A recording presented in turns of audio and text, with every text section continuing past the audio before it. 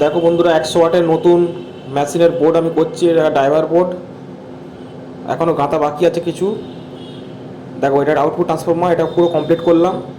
আর একা ভিডিও করছি তো ওই জন্য আমি পুরো পাটে পাটে দেখাচ্ছি সব আউটপুট ট্রান্সফর্মার। এটা দেখতে পাচ্ছ, আউটপুট ট্রান্সফর্মার দুদিক একটা বসিয়েছি। আর আরেকটা সামনে ড্রাইভার ট্রান্সফর্মার। 4টে ট্রানজিস্টার আছে, 3055। দেখো লিডগুলো সব আউটপুটের লিড বেরিয়ে গেছে। এখানে এখানে ইনপুট 12 ভোল্ট ইনপুট হবে, এখানে আউটপুট হবে 4 ohms 2 ohms। আর ওই সামনে একটা ড্রাইভার ট্রান্সফর্মার, এটা ড্রাইভিং করে এখানে যাবে। দেখো, এটা হচ্ছে ড্রাইভার বোর্ড কমপ্লিট হয়ে গেছে।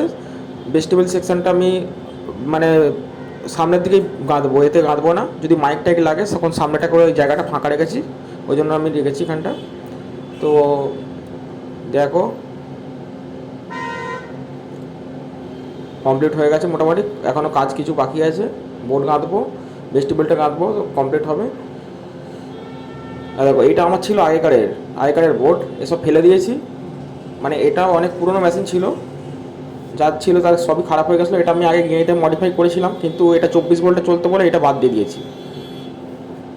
তো এই জন্য আমি 12 ভোল্টের বোর্ড দিয়ে এটা আমি তৈরি করছি নতুন করে।